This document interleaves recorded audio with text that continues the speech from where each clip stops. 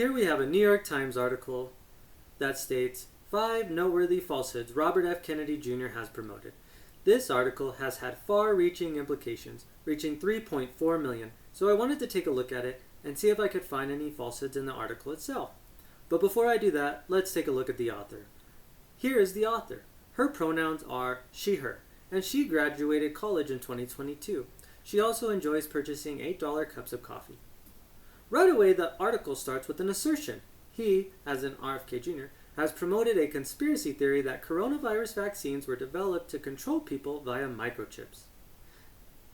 The via microchips is a link that if we click will lead to a Forbes article titled, Debunked Bill Gates Conspiracy Gets a Boost from RFK Jr. The Forbes article was written by Carly Porterfield, who is a former staff at Forbes.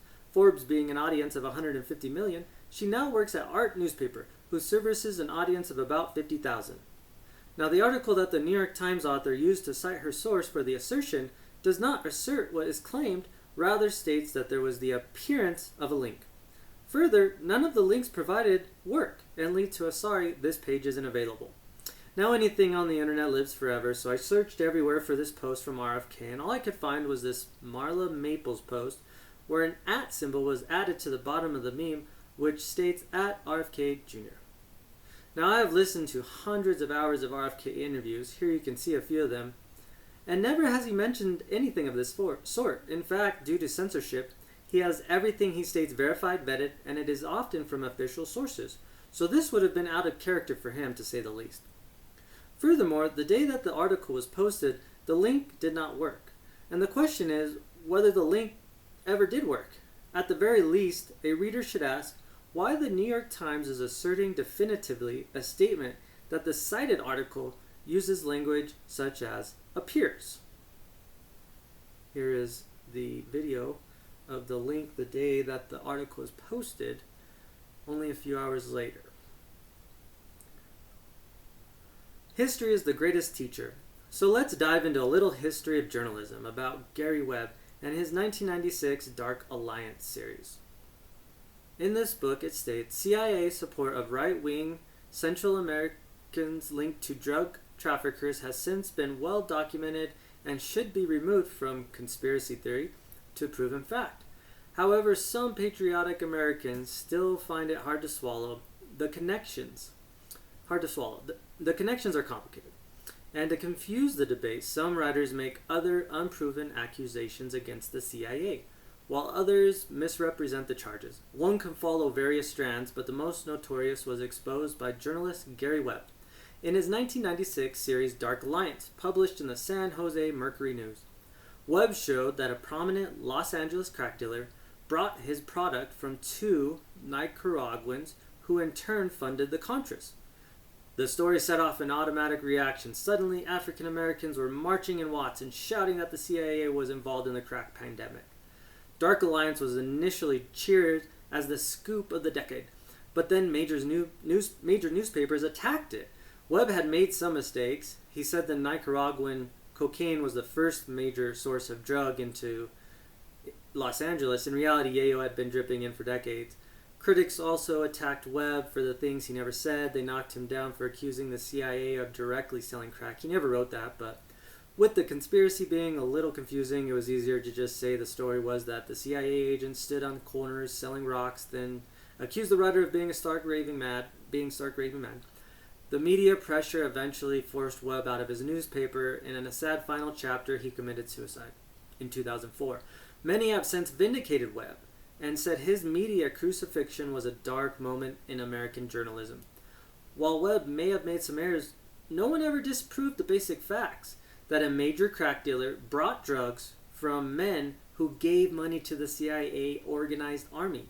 Los Angeles Times, the New York Times should have followed these leads rather than just looking for the holes. But however much it was shot down, Dark Alliance lit 2 major torches. First, it brought attention to an investigation by the Senate Foreign Relations Subcommittee back in the 80s on connections between the Contras and cocaine traffickers. Second, it forced the CIA to hold its own internal investigations, the findings of which were released in 1988. So now, we have government-stated facts to guide our history. Both reports confirm that the cocaine dealers indeed funneled money to the Contras paid by the CIA, and a certain name flashes up in both reports: Juan Ramon Mata Ballesteros. To bring guns to its Contra army, the CIA hired the Honduran airline Setco, allegedly established by none other than Mata himself. The Senate report states the payments made by the State Department between January and August 1986 were as follows: Setco for air transport services, $186,000. Then a few pages later, the report says U.S. law enforcement records state that Setco was established by Honduran cocaine trafficker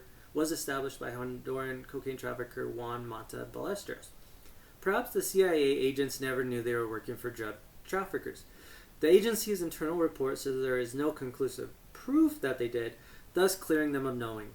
However, it does state in a long-winded, rambling term, CIA knowledge of allegations or information indicating that organizations or individuals had been involved in drug trafficking did not deter their use by the CIA.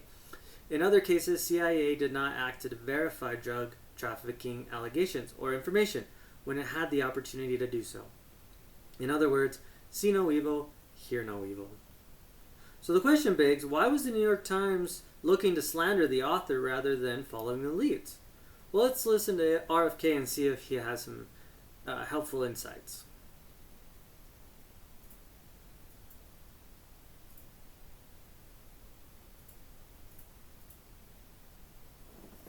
It's him.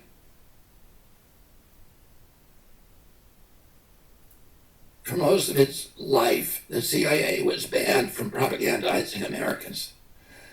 But we learned that they were doing it anyway. So in 1973, during the Church Committee hearings, we learned that the CIA had a program called Operation Mockingbird, where they had at least 400 members, leading members of the United States Press Corps, and the New York Times, the Washington Post, ABC, CBS, NBC, etc., who were secretly working for the agency and steering news coverage to support CIA priorities. And they agreed at that time to disband Operation Mockingbird in '73. But there's indications they didn't do that, and the CIA today is the biggest funder of journalism around the world. The biggest funder is through USAID. The United States funds journalism in almost every country in the world. It owns newspapers. It has journalists thousands and thousands of journalists on its payroll. They're not supposed to be doing that in the United States, but in 2016, President Obama changed the law to make it legal now for the CIA to propagandize Americans. The Smith-Mundt Act was introduced in 1948 to guide U.S. government efforts in international information exchange. It aimed to prevent the U.S.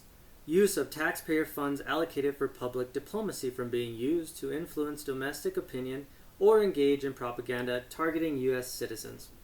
The Modernization Act repealed the domestic dissemination ban, allowing government-sponsored media and public diplomacy materials to be more readily accessible within the United States. Let's look at a story from the Rolling Stones in September of 2021. The Rolling Stone story titled "Gunshot Victims Left Waiting as Horse Dewormer Overdoses Overwhelm Oklahoma Hospitals," Doctor says.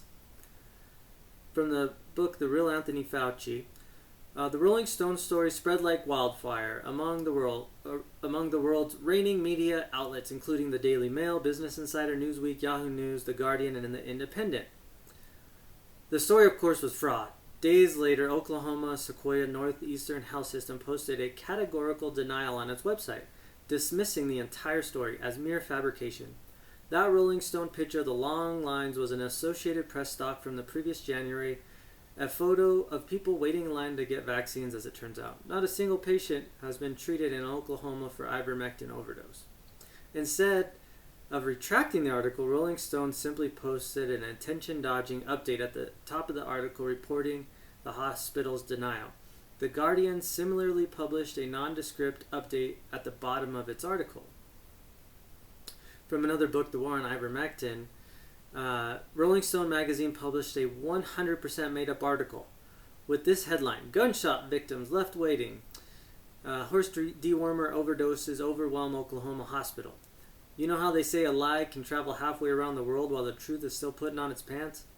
By the time the Rolling Stone admitted the story was true and printed their retraction, the original article had gone mega viral. The icing on this ridiculous cake was a tweet promoting the article where a picture showing the perfectly perky alleged gunshot victims waiting in line, wearing winter coats. It was late summer in Oklahoma at the time. The New York Times I once considered the pinnacle of journalism integrity. Now I'm afraid, in my view, does nothing more than disseminate propaganda. And like the Rolling Stones article, many fall for it. In the video with RFK, he states that the CIA had been ignoring laws preventing propaganda targeting at U.S. citizens. And recently, a judge granted a preliminary injunction into the First Amendment violations by the Biden administration. He states, if the allegations made by the plaintiffs are true, the present case arguably involves the most massive attack against free speech in United States history. The plaintiffs are likely to succeed on the merits in establishing that the government has used its power to silence opposition. On this small rock, Earth, we're all traveling through the cosmos. I can't put a number on the amount of suffering that is occurring at any given moment, but I would say it's astronomical in number, with the amount of kids that are being sex trafficked, the war in Ukraine and other wars, the downfall of our health agencies that allowed Vioxx and OxyContin to be given full approval. So I tried to do, this is my small part to help change our trajectory of suffering, which in my view is steadily increasing.